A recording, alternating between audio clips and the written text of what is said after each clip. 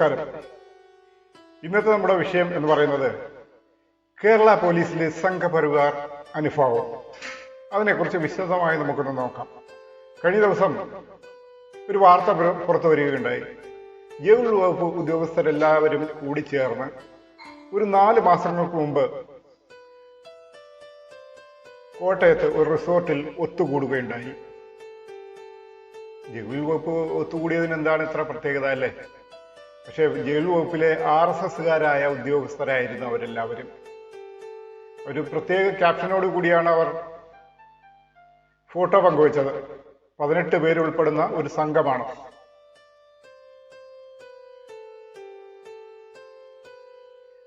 സർക്കാരിനെതിരെ പ്രതിപക്ഷം നിരന്തരം ഉന്നയിക്കുന്ന മുനയുള്ള വിഷയങ്ങളിൽ ഒന്ന്.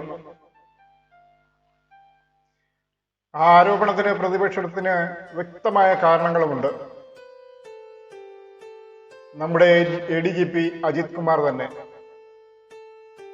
RSS കാര്യാലയവുമായി ബന്ധം പുലർത്തിയ ADGP അജിത് കുമാർ,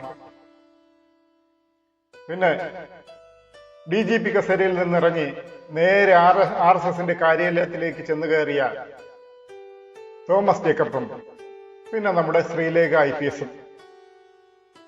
ഇവരൊക്കെയാണല്ലോ ഏറ്റവും വലിയ ഉദാഹരണങ്ങൾ. കോൺഗ്രസിന്റെ ഭരണകാലത്തുണ്ടായിരുന്ന DGP സെൻകുമാർ, അയാളും RSS കാര്യാലയത്തിന്റെ പ്രവർത്തകനായിരുന്നു എന്നും പ്രതിപക്ഷം CPI മനസ്സിലാക്കിയിരുന്നു. എന്നിരുന്നാലും കേരള പോലീസിലെ BJPയോടുള്ള RSSനോടുള്ള അനുഭാവം കൂടി വരികയാണെന്നുള്ള ആരോപണം പ്രതിപക്ഷത്തിന് മാത്രമല്ല നമ്മുടെ ഭരണപക്ഷത്തിനുമുണ്ട്. അതിന് ഏറ്റവും വലിയൊരു തെളിവാണ് കഴിഞ്ഞ ദിവസം പുറത്തു വന്ന RSS ഉദ്യോഗസ്ഥരുടെ ഫോട്ടോ. RSS അനുകൂലികളായ 18 ഉദ്യോഗസ്ഥർ, ജയിൽ വകുപ്പ് ഉദ്യോഗസ്ഥർ കഴിഞ്ഞ ദിവസം കുമരകത്ത് രഹസ്യ യോഗം ചേർന്നു. യോഗം ചേർന്നത് ഇപ്പോഴല്ല, 4 മാസങ്ങൾക്ക് മുമ്പാണ്. 3 മാസങ്ങൾ വേണ്ടി വന്നു നമ്മുടെ കേരള സർക്കാരിന് അതിനെതിരെ നടപടിയെടുക്കാനായി. ഈ ഉദ്യോഗസ്ഥരുടെ എല്ലാവരെയും നാനാ വഴിക്ക് കേരള സർക്കാർ ട്രാൻസ്ഫർ അടിച്ചു കൊടുത്തപ്പോൾ മാത്രമാണ് ഈ വിഷയം പുറത്തു വരുന്നത്, എല്ലാവരും അറിയുന്നത്. 4 മാസങ്ങൾക്ക് മുമ്പാണ് അവർ ഇങ്ങനെ ഒരു വാട്സപ്പ് ഗ്രൂപ്പ് ഉണ്ടാക്കി അതിലൂടെ അവർ രഹസ്യ യോഗം ചേർന്നത്. ഇനിയും ശക്തമായി മുന്നോട്ട് പോകുമെന്നാണ് അവർ അതിൽ അടിക്കുറിപ്പ് കൊടുത്തിരുന്നത്. രാഷ്ട്രീയത്തിൽ ഇടപെടാത്ത സംഘടനയാണ് RSS എന്നാണല്ലോ വെയ്പ്പ്. അപ്പോൾ ഈ ഉദ്യോഗസ്ഥർക്ക് ഇങ്ങനെ രാഷ്ട്രീയത്തിൽ ഇടപെടാൻ, ഇങ്ങനെ ഒരു സംഘടനയിൽ ഇടപെടാൻ അവർക്ക് എന്താണ് താല്പര്യം? അതിനുവേണ്ടി നമുക്ക് ഈ വാർത്ത ഒന്ന് പരിശോധിക്കാം. ജസ്റ്റ് ഒരു 30 സെക്കൻഡ്. 13 ഡെപ്യൂട്ടി പ്രിസൺ ഓഫീസർമാരും 5 അസിസ്റ്റന്റ് പ്രിസൺ ഓഫീസർമാരുമാണ് ജനുവരി 17-ന് കുമരകത്തെ റിസോർട്ടിൽ രഹസ്യ യോഗം ചേർന്നത്. രാഷ്ട്രീയ അടിസ്ഥാനത്തിൽ സംഘടിക്കരുതെന്ന ചട്ടം ലംഘിച്ച് ഇനിയും വളരുമെന്ന രാഷ്ട്രീയ പ്രസ്താവന നടത്തിയാണ് ജയിൽ ജീവനക്കാരായ RSS അനുഭാവികളുടെ കൂട്ടായ്മ സംഘടിപ്പിച്ചത്. രഹസ്യ യോഗം സംബന്ധിച്ച് സംസ്ഥാന പോലീസ് ഇന്റലിജൻസ് ആഭ്യന്തര വകുപ്പിന് റിപ്പോർട്ട് നൽകി. എന്നാൽ ഉദ്യോഗസ്ഥർക്കെതിരെ നടപടിയെടുക്കാൻ ജയിൽ വകുപ്പിന് വേണ്ടി വന്നത് 3 മാസത്തിലധികം. ഏപ്രിൽ 26-29 തീയതികളിൽ ഇറക്കിയ ഉത്തരവിൽ പറയുന്നത് സ്ഥലമാറ്റം ഭരണപരമായ സൗകര്യങ്ങൾക്കായി എന്നാണ്. മാത്രമല്ല ഇതിൽ തുടർ അന്വേഷണമോ മറ്റ് നടപടികളോ ഇല്ലെന്നർത്ഥം. ജയിൽ വകുപ്പിന്റെ നടപടികൾക്കെതിരെ രൂക്ഷമായ വിമർശനമാണ് ഉയരുന്നത്. സംസ്ഥാനത്തെ 3 സെൻട്രൽ ജയിലുകളിലെയും വിയ്യൂർ അതീവ സുരക്ഷാ ജയിലിലെയും ഉദ്യോഗസ്ഥരും ഉൾപ്പെടെയാണ് യോഗത്തിൽ പങ്കെടുത്തത്. കേരളത്തിലെ ജയിലുകളിൽ കഴിയുന്ന 250ഓളം വരുന്ന RSS BJP തടവുകാരെ സംരക്ഷിക്കാനാണ് ഉദ്യോഗസ്ഥരുടെ കൂട്ടായ്മയെന്ന വിമർശനവും ഉയരുന്നുണ്ട്. അപ്പോൾ നമുക്ക് ഇതിനെക്കുറിച്ചൊന്ന് വിശദമായി നോക്കാം. RSS അനുഭാവികളായ ജയിൽ ഉദ്യോഗസ്ഥരുടെ യോഗം കോട്ടയത്ത്. ഈ ജയിൽ ഉദ്യോഗസ്ഥരെല്ലാവരും കൂടി ഒരു അതീവ രഹസ്യ യോഗം ചേർന്നത് കുമരകത്തെ റിസോർട്ടിൽ 17-ാം തീയതിയാണ്, 4 മാസങ്ങൾക്ക് മുമ്പ്. പങ്കെടുത്തത് സെൻട്രൽ ജയിൽ, അതീവ സുരക്ഷാ ജയിലുകളിലെയും ഉദ്യോഗസ്ഥർ.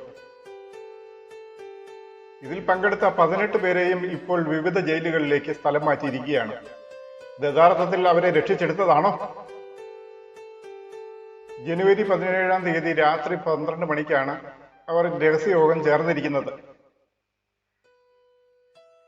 ഇതിൽ പ്രധാനമായും ചർച്ച നടന്നത് BJP-ക്കാരായ പ്രതികളെ രക്ഷിക്കാനുള്ള ചർച്ചയാണ് നടന്നതെന്ന് കെ മുരളീധരൻ ആരോപിക്കുന്നു. ഈ ഒരു പ്രതികരണമാണ് ആദ്യമായി രാഷ്ട്രീയ പ്രതികരണമായി ഇവർക്കെതിരെ വന്നത്. അടുത്തത് കേരളത്തിൽ RSS പിടിമുറുക്കാൻ പാതയൊരുക്കുന്നത് പിണറായി എന്നുള്ള വിമർശനവും കെ മുരളീധരൻ മുന്നോട്ട് വയ്ക്കുന്നുണ്ട്. DGP ആയിരുന്ന TP സെൻകുമാർ 2017-ൽ വിരമിച്ചതിന് പിന്നാലെ BJP-യിൽ ചേർന്നു. സെൻകുമാറിനെ BJP-യിൽ കൊണ്ടെത്തിച്ചത് അന്നത്തെ പ്രസിഡന്റായിരുന്ന കുമ്മനം രാജശേഖരൻ തന്നെയായിരുന്നു. സെൻകുമാറിന്റെ കൂടുതൽ സജീവം സംഘപരിവാറിന്റെ ആശയപ്രചാരണ രംഗത്ത് മാത്രമായിരുന്നു. ഇപ്പോൾ കുറച്ചു കാലമായിട്ട് അത്രയ്ക്ക് സജീവമല്ലെങ്കിലും അങ്ങനെ തന്നെയായിരുന്നു. തീവ്ര ഹിന്ദുത്വ വിവാദ പരാമർശങ്ങളിലൂടെ നിരന്തരം വാർത്ത ഉണ്ടാക്കുന്ന വ്യക്തി. അങ്ങനെ ഒരു വ്യക്തിയായിരുന്നു TP സെൻകുമാർ. 2021-ൽ മറ്റൊരു മുൻ DGP ജേക്കബ് തോമസ് BJP-യിലെത്തി. ഇയാള് അംഗത്വം സ്വീകരിച്ചത് തൃശ്ശൂരിലായിരുന്നു. JP നദ്ദ പങ്കെടുത്ത സമ്മേളനത്തിലായിരുന്നു. ഈ വിഷയം നമുക്ക് ഓർമ്മയുള്ളത് തന്നെയാണ്. കഴിഞ്ഞ നിയമസഭാ തെരഞ്ഞെടുപ്പിൽ ഇരിങ്ങാലക്കുട മത്സരിച്ചെങ്കിലും തോറ്റുപോയി. അങ്ങനെ BJP സംസ്ഥാന പ്രസിഡന്റ് ആകുമെന്നതുവരെ ജനങ്ങൾക്കിടയിൽ ചർച്ചയുണ്ടായിരുന്നു ജേക്കബ് തോമസ്. പക്ഷെ തോറ്റുപോയി. അങ്ങനെ BJP പ്രസിഡന്റ് ആകുമെന്ന് പ്രതീക്ഷിച്ച നേതാക്കളിൽ ഒരാളാണ് അദ്ദേഹം. തൊട്ടു പിന്നാലെ DGP ആയിരുന്ന R ശ്രീലേഖയും വിരമിച്ച ശേഷം ഉടൻ തന്നെ BJP-യിലെത്തി. വെറും 3 ആഴ്ച കൊണ്ടാണ് BJP-യിൽ ചേരാൻ തീരുമാനിച്ചതെന്ന് ശ്രീലേഖ പറഞ്ഞത്. പണ്ട് ശ്രീലേഖ സംഘപരിവാർ പ്രസ്ഥാനങ്ങളെ അടുത്തറിഞ്ഞു എന്ന് ശശികലയും പറയുന്നുണ്ട്. സർവീസിൽ ഇരിക്കെ തന്നെ RSS പരിപാടിയിൽ ശ്രീലേഖ പങ്കെടുത്തിട്ടുണ്ടെന്നും നമ്മുടെ ശശികല ടീച്ചർ വ്യക്തമായി പറഞ്ഞു. മാത്രമല്ല ഇനിയുമുണ്ട്. RSS ജനറൽ സെക്രട്ടറി ദത്താത്രേയ സവാളയെ രഹസ്യമായി സന്ദർശിച്ച ADGP ഉണ്ട്. കഴിഞ്ഞ തൃശ്ശൂർ പൂരവുമായി ബന്ധപ്പെട്ടാണ് അദ്ദേഹം ദത്താത്രേയ സവാളയെ സന്ദർശിക്കാൻ എത്തിയത്, തൃശ്ശൂരിലെത്തിയത്. RSS നേതാവ് അജിത് കുമാർ സന്ദർശിച്ചത് ഔദ്യോഗിക വാഹനം ഒഴിവാക്കിയാണ്. അതുമായിട്ടൊക്കെ ബന്ധപ്പെട്ട് വളരെ വലിയ വിമർശനങ്ങളാണ് ഉണ്ടായിരുന്നത്. അതൊക്കെ നമ്മൾ അറിഞ്ഞതാണ്. തിരുവനന്തപുരത്ത് RSS നേതാവ് രാം മാധവുമായും ADGP അജിത് കുമാർ ബന്ധം പുലർത്തിയിരുന്നു എന്നുള്ളതും എല്ലാവർക്കും അറിയാവുന്നതാണ്. പൂരം കലക്കലിന് പിന്നിൽ ഈ കൂടിക്കാഴ്ചയാണെന്ന് പ്രതിപക്ഷം പിന്നീട് ആരോപണം ഉന്നയിച്ചിട്ടുണ്ട്. ഇനി അടുത്തത് ഹിന്ദു വിഭാഗത്തിൽപ്പെട്ട ഉദ്യോഗസ്ഥർക്കായി വാട്സപ്പ് ഗ്രൂപ്പ് ഉണ്ടാക്കി എന്നത് വാർത്ത വലിയ ഞെട്ടലോടുകൂടി തന്നെയാണ് അന്ന് പ്രചരിച്ചിരുന്നത്. മല്ലു ഹിന്ദു വാട്സപ്പ് ഗ്രൂപ്പ് തുടങ്ങിയത് K ഗോപാലകൃഷ്ണൻ IAS ആയിരുന്നു. മല്ലു ഹിന്ദു വാട്സപ്പ് ഗ്രൂപ്പാണ് ഉണ്ടാക്കിയിരുന്നത്. അത് അന്ന് വാർത്തയായപ്പോൾ എല്ലാവർക്കും അറിയാവുന്നത് തന്നെയാണ്. ഇപ്പോഴെല്ലാവരും മറന്നുപോയി. ഗോപാലകൃഷ്ണൻ IAS ആയിരുന്നു ആ ഗ്രൂപ്പ് ഉണ്ടാക്കിയിരുന്നത്. എന്നിട്ട് ഫോൺ ഹാക്ക് ചെയ്താണ് ഉണ്ടാക്കിയതെന്നൊക്കെ പറയപ്പെട്ടു. അത് പിന്നീട് പോലീസ് അന്വേഷണത്തിൽ ഫോൺ ഹാക്ക് ചെയ്തിട്ടില്ലെന്ന് കണ്ടെത്തുകയും ചെയ്തിട്ടുണ്ട്. അപ്പോൾ ഇതൊക്കെ ഒരു വൻ ഒളിച്ചുകളിയുടെ വിഭാഗമായിരുന്നു എന്ന് നാട്ടുകാരിപ്പോൾ മനസ്സിലാക്കി. ഇതൊക്കെയാണ് നമ്മുടെ സമീപകാലത്തെ ADGP DGP IAS ഉദ്യോഗസ്ഥർ നമ്മുടെ സർവീസിൽ ഇരുന്നവരെല്ലാവരും പ്രവർത്തിച്ചു വന്നിരുന്ന കാര്യങ്ങൾ. ഇതൊക്കെ ഈ ഉന്നത ഉദ്യോഗസ്ഥന്മാർക്കിടയിലുള്ള RSS ബന്ധങ്ങളാണ് ഇതിനെയൊക്കെ തെളിവ് വ്യക്തമാക്കുന്നത്. അപ്പോൾ ഈ BJP-ക്കാരുടെ ഈ വാട്സപ്പ് കൂട്ടായ്മ ഈ ജയിൽ ഉദ്യോഗസ്ഥർ ഉണ്ടാക്കിയതും CPM-ന്റെ ഒരു അനുകൂല തരംഗം തന്നെയാണെന്നാണ് പ്രതിപക്ഷം ഇപ്പോൾ ഉന്നയിക്കുന്നത്. ഇതേ ആരോപണം മുൻപ് CPM നേതാക്കന്മാർ UDF-ന് നേരെയും ഉന്നയിച്ചിട്ടുണ്ട്. അതായത് മുൻപ് രമേശ് ചെന്നിത്തല ആഭ്യന്തരമന്ത്രി ആയിരുന്ന TP സെൻകുമാർ BJP-യിലേക്ക് അല്ലെങ്കിൽ RSS-ലേക്കുള്ള പ്രവേശനം, അതാണ് CPM ഇപ്പോഴും ഉന്നയിക്കുന്നത് പ്രതിപക്ഷത്തെ നേരിടാൻ വേണ്ടി. അതിന്റെയൊക്കെ തുടർച്ചയായി തന്നെയാണ് ഈ ജേക്കബ് തോമസിന്റെയും RSS പ്രവേശനം ഉന്നയിക്കുന്നത്.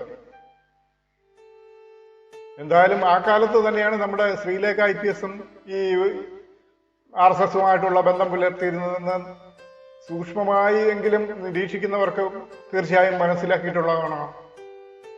അത് തീർച്ചയായും അവർ മനസ്സിലാക്കിയിട്ടുള്ളതാണ്.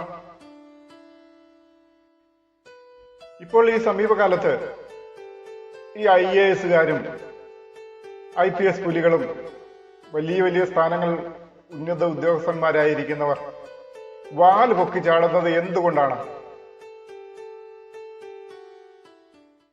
അവർക്ക് ഈ RSS-ലും BJP-യിലും വലിയൊരു സുരക്ഷ ലഭിക്കുന്നുണ്ടെന്ന് ഉള്ളൊരു ആത്മവിശ്വാസം കൊണ്ടാണ്. മുൻപ് നമ്മുടെ കേരളത്തിൽ ഇടതുപക്ഷ സർക്കാരും കോൺഗ്രസും ഒക്കെ മാറി മാറി ഭരണം വന്നുകൊണ്ടിരുന്നു. അതുപോലെ തന്നെ കേന്ദ്രത്തിലും ഇടതുപക്ഷ സർക്കാരും നമ്മുടെ BJP-യും പിന്നെ കോൺഗ്രസും ഒക്കെ മാറി മാറി ഭരിച്ചുകൊണ്ടിരുന്നു. ആ സമയത്ത് ഇവർക്കൊരു ഒരേ തരത്തിലുള്ള ഒരു നിലപാടെടുക്കാൻ പറ്റിയിരുന്നില്ല. ഇപ്പോൾ കേന്ദ്രത്തിൽ തുടർച്ചയായി BJP സർക്കാരാണ് ഭരിച്ചുകൊണ്ടിരിക്കുന്നത്. അപ്പോൾ അവരിൽ നിന്നുള്ള ഒരു പിന്തുണ തീർച്ചയായും ഇവർക്ക് കിട്ടിക്കൊണ്ടിരിക്കുന്നു. ആ സമയത്തൊന്നും ഇങ്ങനെ ഒരു സ്വതന്ത്രമായിട്ടുള്ള ഒരു സഞ്ചാരം ഈ IPS ഉദ്യോഗസ്ഥർക്കും ADGP-മാർക്കും DGP-മാർക്കും ഒന്നും സാധിച്ചിരുന്നില്ല. അതുകൊണ്ട് തന്നെയാണ് ഇപ്പോൾ അവർ RSS-നെ അനുകൂലിക്കുന്നത്. അവർക്ക് സ്വതന്ത്രമായി സഞ്ചരിക്കാം, ഉന്നത പദവികൾ കിട്ടുന്നു. പ്രത്യേകിച്ച് ഈ വിരമിക്കുന്നവർക്ക് അവരുടെ സ്ഥാനമാനങ്ങൾ നഷ്ടപ്പെടുമ്പോൾ വളരെയധികം ഒരു ഫീലാണ് ഉണ്ടാകുന്നത്, എന്തോ ഒരു നഷ്ടബോധമാണ് ഉണ്ടാകുന്നത്. അപ്പോൾ ഈ BJP-യിലേക്ക് പെട്ടെന്ന് കയറി ചെന്നാൽ അവർ അവിടെ ഒരു സ്ഥാനം നൽകുന്നു. ആ സ്ഥാനത്തിന് വേണ്ടിയാണ് വീണ്ടും ഇവർ ചെല്ലുന്നതെന്നാണ് വിദഗ്ധ അഭിപ്രായം. പ്രത്യേകിച്ച് ഇപ്പോൾ സർവീസ് അവസാനിപ്പിക്കുന്ന ഉദ്യോഗസ്ഥന്മാരെല്ലാം നേരെ RSS-ലേക്ക് കയറി ചെല്ലുന്നു, BJP-യിലേക്ക് കയറി ചെല്ലുന്നു എന്നുള്ളൊരു സ്ഥിതി കൂടിയുണ്ട്. അപ്പോൾ അവർക്ക് അതിൽ നിന്ന് മനസ്സിലാക്കുന്നത് അവർക്ക് ഒരു സംരക്ഷണം BJP-യിൽ നിന്ന് കിട്ടുന്നു എന്നുള്ളത് മാത്രമാണ്. ഇത് പല ഉദ്യോഗസ്ഥന്മാരുമായിട്ടൊക്കെ നമ്മൾ സംസാരിക്കുമ്പോഴും പല വിഷയങ്ങൾ ചർച്ച ചെയ്യുമ്പോഴും അവർ തന്നെ നമ്മളോട് പറയാറുണ്ട് ഇങ്ങനെ ഒരു വിഷയം. അവരതിൽ സംതൃപ്തരുമാണ്. ഇതിപ്പോ കേരളത്തിലൊക്കെ ആയതുകൊണ്ട് ഇങ്ങനെ ഒരു ചർച്ച ഉണ്ടാകുന്നു. വാട്സാപ്പ് ഗ്രൂപ്പ് ഉണ്ടാക്കിയതും ഫോട്ടോ എടുത്തതും ഒക്കെ ഒരു വലിയ ചർച്ചയായി മാറുന്നു. മറ്റ് സംസ്ഥാനങ്ങളിലോ കേരളത്തിന് പുറത്ത് അവിടെയൊന്നും ഇതൊരു ചർച്ചയേ അല്ല. ഇതൊക്കെ ഒരു സാധാരണ വിഷയമാണ്. അവിടെയുള്ള ജനങ്ങൾക്കും ഇതിനെക്കുറിച്ച് അറിയാൻ പാടില്ല. അതിനെക്കുറിച്ച് അറിഞ്ഞാലും അവരൊരു സാധാരണ വിഷയമായി തന്നെ കണക്ക് കൂട്ടുകയും ചെയ്യും. ഇവർക്ക് ഇവിടെ ഇതൊക്കെ അനുവദനീയമാണ് എന്നാണ് അവരെല്ലാവരും കരുതുന്നത്. സാധാരണ തന്നെയാണ് ഉദ്യോഗസ്ഥരായിട്ടുള്ള RSS പ്രവർത്തകർ നമ്മുടെ ഉത്തർപ്രദേശിലാകട്ടെ, ഇനി UP-യിലാകട്ടെ, മറ്റുള്ള പഞ്ചാബിലാകട്ടെ, ഡൽഹിയിലാകട്ടെ, അല്ലെങ്കിൽ മറ്റുള്ള അതുപോലുള്ള ഉത്തരേന്ത്യൻ സംസ്ഥാനങ്ങളിലെല്ലാവരും ഈ ഉദ്യോഗസ്ഥരായിട്ടുള്ള RSS-കാരുടെ സംഘടന നിലവിലുണ്ട്. അതവിടെ ഒരു വലിയ ചർച്ചയേ അല്ല. അതിനെക്കുറിച്ച് ആരും ഒന്നും പറയുന്നുമില്ല. കേരളത്തിലായതുകൊണ്ട് മാത്രമാണ് ഇങ്ങനെ ഒരു ചർച്ച ഉണ്ടായത്. ഇവർ ഈ ഫോട്ടോ പുറം ലോകവുമായി പങ്കുവെച്ചപ്പോൾ അതിനെക്കുറിച്ചൊരു ചർച്ച ഉണ്ടായതും അതിനെതിരെ കേരള സർക്കാരിന്റെ ഭാഗത്തു നിന്നൊരു പ്രതിവിധി ഉണ്ടായതും. അല്ലെങ്കിൽ ആരും ചോദിക്കില്ല. കേരളത്തിലല്ലാത്ത സംസ്ഥാനങ്ങളിൽ ഇതൊരു സാധാരണ സംഗതിയാണ്. സാധാരണ പോലെ അവരെല്ലാവരും യോഗം ചേരുന്നു, കൂടിച്ചേരുന്നു, കാര്യങ്ങൾ സംസാരിക്കുന്നു, RSS-ന്റെയും മറ്റും പല അജണ്ടകളെ കുറിച്ച് അവർ സംസാരിക്കുന്നു. കാര്യങ്ങൾക്കെല്ലാം അവരുടെ ഭാഗത്തുനിന്ന് തന്നെ ഒരു തീരുമാനവും നീക്കുപോക്കും ഉണ്ടാകുന്നു. ഇതൊക്കെ സാധാരണമാണ്. ഇനി ഇതിന്റെ ചരിത്രപരമായ കാര്യങ്ങളും കൂടി നമ്മളൊന്ന് ശ്രദ്ധിച്ചു നോക്കിയാൽ 10-60 വർഷക്കാലം ഈ സർക്കാർ ഉദ്യോഗസ്ഥന്മാർക്ക് ഈ രാഷ്ട്രീയ സംഘടനകളിലൊന്നും പ്രവർത്തിക്കാനും ഇതുപോലുള്ള സംഘടനകൾ ഉണ്ടാക്കാനും ഒന്നുമുള്ള അധികാരങ്ങളില്ലായിരുന്നു. പ്രത്യേകിച്ച് RSSൽ പ്രവർത്തിക്കാനുള്ള അനുമതി ഇല്ലായിരുന്നു. അത് അങ്ങനെ ഒരു സംഭവം ഈ കഴിഞ്ഞ വർഷമാണ് നമ്മുടെ സർക്കാർ അതെടുത്ത് മാറ്റിയത്. RSS എന്ന് പറയുന്നത് ഒരു രാഷ്ട്രീയ സംഘടനയല്ല എന്നുള്ള വിവരം പങ്കുവെച്ചുകൊണ്ടാണ് അതിൽ പ്രവർത്തിക്കാം എന്നുള്ള ഒരു സംഭവം ഗവൺമെന്റ് ഉദ്യോഗസ്ഥർക്ക് മുന്നിലുണ്ടായത്. രാഷ്ട്രീയ സംഘടനയിൽ മാത്രമേ ഇവർക്ക് പ്രവർത്തിച്ചുകൂടാകുകയുള്ളൂ നമ്മുടെ ഗവൺമെന്റ് സർക്കാർ ഉദ്യോഗസ്ഥർക്ക്. അപ്പൊ അങ്ങനെ വരുമ്പോൾ ഈ RSS എന്ന് പറയുന്നത് ഒരു രാഷ്ട്രീയ സംഘടനയല്ല, അപ്പോൾ അതിൽ പ്രവർത്തിക്കാം. അങ്ങനെ പല മുസ്ലിം സംഘടനകളിലും പ്രവർത്തിച്ചവർക്കെതിരെയൊക്കെ നടപടികൾ ഉണ്ടായിട്ടുണ്ട്. ജമാഅത്ത് ഇസ്ലാമി പോലുള്ളതിലൊക്കെ പ്രവർത്തിച്ചവർക്കെതിരെ നടപടി ഉണ്ടായിട്ടുണ്ട്. അപ്പോൾ ഈ RSSന് എതിരെയുള്ള ഈ ആരോപണം ഈ രാഷ്ട്രീയ പരമായിട്ടുള്ളതാണെന്നുള്ള ആരോപണം ഇല്ല.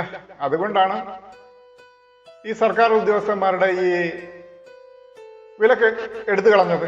അതുവരെ വിലക്കുണ്ടായിരുന്നു RSSൽ പ്രവർത്തിക്കരുതെന്ന്. ഇപ്പോൾ ADGP അജിത് കുമാർ ദത്താത്രേയ സവാളയെ കണ്ടതുമായി ബന്ധപ്പെട്ടുള്ള കാര്യങ്ങൾ നമ്മൾ കേരളത്തിൽ എല്ലാവരും ചർച്ച ചെയ്തതാണ്, സർക്കാരും ചർച്ച ചെയ്തതാണ്. എന്ത് നടപടി സ്വീകരിച്ചു, അല്ലെങ്കിൽ എന്ത് സ്വീകരിക്കാൻ കഴിയും? കാരണം RSS എന്ന് പറയുന്ന ഒരു സാംസ്കാരിക സംഘടനയായിട്ടാണ് നിലവിൽ വന്നിരിക്കുന്നത്. അതുകൊണ്ട് അതിൽ പ്രവർത്തിക്കാൻ പ്രവർത്തന അനുമതിയുണ്ട്, പ്രവർത്തിക്കുന്നത് തടയാൻ പറ്റില്ല എന്നാണ് സർക്കാർ ഉദ്യോഗസ്ഥന്മാർക്ക് ഉണ്ടായ നിയമത്തിന്റെ വഴി. അങ്ങനെ വരുമ്പോൾ കേരളത്തിൽ മാത്രം ഇതിൽ പ്രവർത്തിക്കുന്നവരെ എതിരെ ചെറിയ ചെറിയ പണിഷ്മെന്റുകൾ കൊടുത്ത് അവരെ ഒന്ന് സ്ഥലം മാറ്റുകയോ അല്ലെങ്കിൽ മറ്റ് ദൂരത്തേക്ക് എവിടെയെങ്കിലും ഒരു ട്രാൻസ്ഫർ കൊടുക്കുകയോ ഒക്കെ ചെയ്ത് ഈ കേരളത്തിലായതുകൊണ്ട് മാത്രം അങ്ങനെയുള്ള പണിഷ്മെന്റുകൾ കിട്ടും. മറ്റുള്ള സ്ഥലങ്ങളിലും അതുപോലുമില്ല. മറ്റുള്ള സ്ഥലങ്ങൾ എന്ന് പറയുമ്പോൾ മറ്റുള്ള സ്റ്റേറ്റുകളിൽ ഒന്നുമില്ല. അതൊക്കെ സാധാരണ സംഭവമാണ്. അതിന്റെ കാരണം എന്ന് പറയുമ്പോൾ ഈ 18 ഉദ്യോഗസ്ഥർ വാട്സപ്പ് ഗ്രൂപ്പ് ഉണ്ടാക്കിയിട്ട് ജയിൽ വകുപ്പ് ഉദ്യോഗസ്ഥരാണ്. അവർക്ക് ഇതിൽ പ്രവർത്തിച്ചാൽ നടപടി ഉണ്ടാകും എന്ന് അവർക്ക് അറിയാൻ വയ്യാത്തത് കൊണ്ടാണോ അവർ ഇങ്ങനെ ഫോട്ടോ എടുത്ത് രഹസ്യ യോഗം കൂടിയിട്ട് ഫോട്ടോ എടുത്ത് അവർ തന്നെ വാട്സപ്പ് ഗ്രൂപ്പുകളിലും സാമൂഹ്യ മാധ്യമങ്ങളിലും ഒക്കെ പ്രചരിപ്പിക്കുന്നത്? അവർക്കറിയാം. അതുകൊണ്ടാണ് അവർ ഈ ഇങ്ങനെയുള്ള പ്രചാരണം നടത്തുന്നത്. രഹസ്യമായിട്ടാണ് യോഗം കൂടിയത്. അത് സർക്കാർ അറിഞ്ഞാൽ തീർച്ചയായും അതിന്റെ മേൽ നടപടി ഉണ്ടാകും എന്ന് അവർക്ക് തീർച്ചയായിട്ടും അറിയാം. അതുകൊണ്ട് തന്നെയാണ് അവര് ഇങ്ങനെ ഒരു ഫോട്ടോ പ്രദർശിപ്പിച്ചത്. അതിൽ നിന്ന് സർക്കാരിന്റെ ഭാഗത്ത് നിന്ന് നടപടി ഉണ്ടായി. അവരെ പല സ്ഥലങ്ങളിലേക്കും സ്ഥലം മാറ്റി, ദൂരെയുള്ള സ്ഥലങ്ങളിലേക്ക് സ്പ്ലിറ്റ് ചെയ്തങ്ങ് വിട്ടു. അപ്പോഴാണ് ഈ വിവരം പുറത്തറിയുന്നത്. ഇങ്ങനെ ഒരു RSS സംഘടന ഉണ്ടാക്കിയെന്നും ആ സംഘടനകളിൽ പ്രവർത്തിച്ചു ഉണ്ടെന്നും ജയിലിനകത്തും അതുപോലെയുള്ള പോലീസ് സേനകളിലും ഒക്കെ. തിരുവനന്തപുരത്ത് മുൻപ് അങ്ങനെ ഒരു പോലീസ് സേനയിൽ നിന്നുള്ള ഒരു വാട്സപ്പ് ഗ്രൂപ്പിനെ പിടിച്ചിരുന്നു. അപ്പോൾ ഇങ്ങനെ ഈ ഫോട്ടോ വന്നപ്പോൾ മാത്രമാണ് ഈ ഒരു സംഗതി പുറത്തു വരുന്നത്. ഈ ഫോട്ടോ എന്ന് പറയുന്നത് നമ്മുടെ ഈ ഫോട്ടോ കാണുന്നുണ്ടല്ലോ ബാക്കിലുള്ള, അവരെന്ന് പറയുന്നത് ഈ 18 ജയിൽ ഉദ്യോഗസ്ഥരും ചേർന്ന് ഉണ്ടാക്കിയെടുത്ത ഒരു വാട്സപ്പ് ഗ്രൂപ്പാണ് RSS സംഘടനയിലുള്ള. അവർ ഈ ഫോട്ടോ പ്രദർശിപ്പിച്ചത് അവർ തന്നെയാണ്, അല്ലാതെ ഇന്റലിജൻസോ CBI ഒന്നും പോയി പൊക്കിയെടുത്ത് കൊണ്ടുവന്നതല്ല, എവിടെ നിന്ന് തെരഞ്ഞു പിടിച്ച് കൊണ്ടുവന്നതല്ല. അവർ തന്നെ പരസ്യപ്പെടുത്തതാണ് ഈ ഫോട്ടോ. അവർക്കറിയാം ഒന്നും സംഭവിക്കില്ല, കൂടിപ്പോയാൽ ഒരു സ്ഥലം മാറ്റാം. അത് തന്നെ സംഭവിച്ചു. അവിടെ സ്വീകരിക്കാവുന്ന പരമാവധി നടപടി ഈ ട്രാൻസ്ഫർ മാത്രമാണ് സർക്കാരിനെ കൊണ്ട് ചെയ്യാൻ കഴിയുന്നത്. അത് ചെയ്തു. കാര്യം ഇപ്പോൾ സർക്കാർ ഉദ്യോഗസ്ഥന്മാർക്ക് രാഷ്ട്രീയ പ്രവർത്തനങ്ങളിൽ ഇടപെടാൻ പാടില്ല എന്ന് മാത്രമേ ഉള്ളൂ. BJPയിൽ ചേർന്നാൽ അത് രാഷ്ട്രീയ പ്രവർത്തനമാണ്. പക്ഷേ RSS എന്ന് പറയുന്നത് ഒരു രാഷ്ട്രീയ പ്രവർത്തനമല്ല. അവർ ചെയ്യുന്നത് BJPയുടെ കൂടെ ചേർന്ന് കൊണ്ട് ചെയ്യുന്നു എന്നുള്ളത് നമുക്ക് എല്ലാവർക്കും അറിയാം. പക്ഷെ അവരുടെ ആ നിയമവ്യവസ്ഥിതി എന്ന് പറയുന്നത് രാഷ്ട്രീയ പ്രവർത്തനമല്ല. അവർ ഒരു സാംസ്കാരിക സംഘടനയായിട്ടാണ് പുറത്ത് നിലകൊള്ളുന്നത്. അതുകൊണ്ട് അവർക്ക് യഥേഷ്ടം അതിൽ പ്രവർത്തിക്കാം. ആ വിവരം ഉദ്യോഗസ്ഥർ മനസ്സിലാക്കിയിട്ടുണ്ട്. രാഷ്ട്രീയ സംഘടന എന്ന് പറയുമ്പോൾ ഒരു CPMൽ ചേർന്നൊരു ഉദ്യോഗസ്ഥൻ പ്രവർത്തിച്ചാൽ അത് തീർച്ചയായും ഒരു രാഷ്ട്രീയ സംഘടനയിലെ പ്രവർത്തനം തന്നെയാണ്. തീർച്ചയായും നടപടിയെടുക്കാം. അപ്പൊ അവർക്കുള്ള ഒരു സംഘടന ഉണ്ട്, NGO യൂണിയൻ ഉണ്ട്, KSTA ഉണ്ട്, അങ്ങനെയുള്ള സംഭവങ്ങളൊക്കെ ഉണ്ട്. അതിൽ ചേർന്നവർക്ക് പ്രവർത്തിക്കാൻ കുഴപ്പമൊന്നുമില്ല. അത് അവരുടെ സർക്കാരിന്റെ അവരുടെ ഒരു സംഘടനയാണ്, അല്ലാതെ രാഷ്ട്രീയ സംഘടനയായിട്ട് അതിനെ കണക്ക് കൂട്ടാൻ പറ്റില്ല. പക്ഷെ ഇതുപോലൊരു ഉള്ളൊരു സംഘടന അവർക്ക് മറ്റൊരു സംഘടന എവിടെയും ചേരാനുള്ള അനുവാദം ഇല്ല. അപ്പോൾ ഈ സംഘടന എന്ന് പറയുമ്പോൾ നമുക്കെല്ലാവർക്കും അറിയാവുന്നതുപോലെ തന്നെയാണ്. അതിന്റെ അന്തർലീനം എന്താണെന്ന് നമുക്കറിയാം, അതിന്റെ വ്യവസ്ഥിതികൾ എന്താണെന്ന് അവർക്കറിയാം.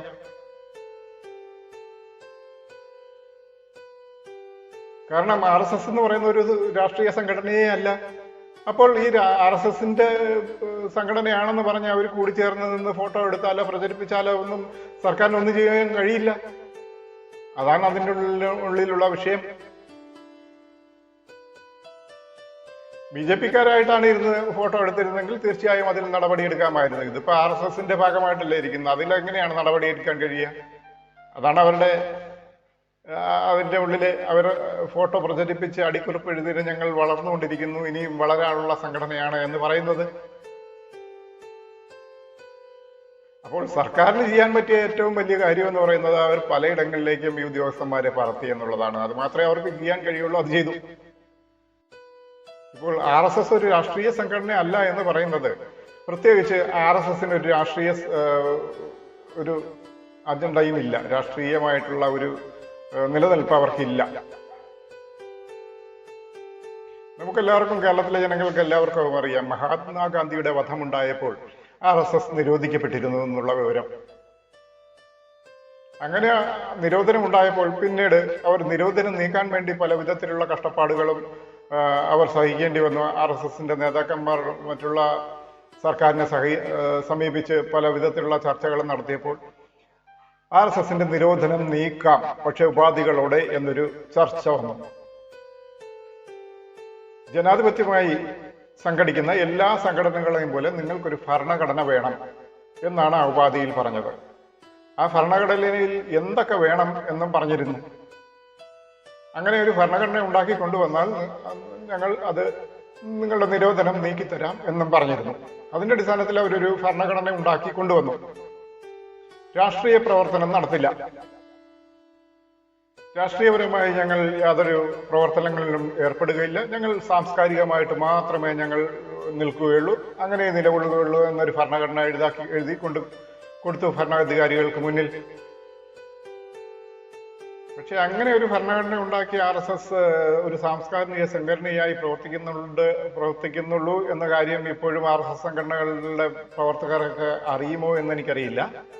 പക്ഷെ അങ്ങനെ ഒരു സംഘടന ഉണ്ടാക്കി കൊടുത്തതിന് ശേഷമാണ് ഇവരുടെ മേലുണ്ടായിരുന്ന ആ ഒരു ബാൻ നീക്കിയത്. അങ്ങനെ ഒരു ഭരണഘടന ഉണ്ടാക്കി ആ ഭരണാധികാരികളുടെ കയ്യിൽ കൊടുത്തതിന് ശേഷം മാത്രമാണ് ഇവർക്ക് മേലുണ്ടായിരുന്ന ഈ ബാൻ നീക്കിയത്. അത്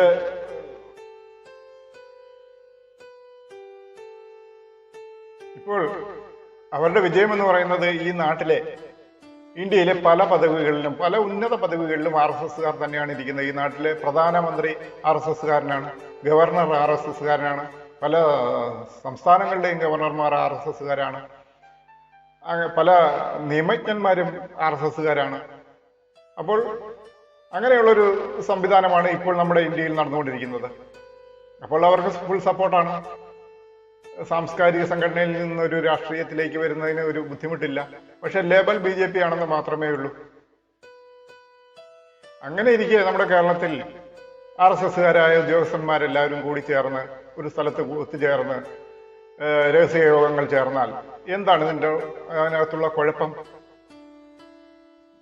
ഇപ്പോൾ RSSന്റെ പ്രവർത്തനം എന്ന് പറയുന്നത് ഒരു ഹിന്ദുത്വമാണ് നമ്മുടെ രാജ്യത്തിന്റെ പ്രവർത്തനം എന്ന് പറഞ്ഞുകൊണ്ട് പ്രവർത്തിക്കുന്ന ഒരു സംഘടനയാണ്. ഹിന്ദുത്വമാണ് നമ്മുടെ ഭരണഘടനയുടെ ഒരു മെയിൻ ഭാഗം എന്ന് പറഞ്ഞുകൊണ്ട് പ്രവർത്തിക്കുന്ന ഒരു സംഘടനയാണ് ഇപ്പോൾ RSS. അത് നമ്മൾക്ക് എല്ലാവർക്കും അറിയുന്ന ഒരു വിഷയം തന്നെയാണ്. ഈ പറയപ്പെടുന്ന ആളുകൾ എല്ലാവരും അതിനുവേണ്ടി പ്രവർത്തിക്കുന്നവരാണ്. അപ്പോൾ നമ്മുടെ രാജ്യമാണെങ്കിലോ ഒരു മതേതര രാജ്യമാണ്. രാജ്യത്തിന്റെ ഭരണഘടനയും അങ്ങനെയാണ്. ഒരു മതേതര ഭരണഘടനയാൽ അധിഷ്ഠിതമായിരിക്കുന്ന രാജ്യമാണ് നമ്മുടെ ഇന്ത്യ. ആ വ്യവസ്ഥിതിയാണ് ലോകം മുഴുവനും അറിയപ്പെടുന്നതും.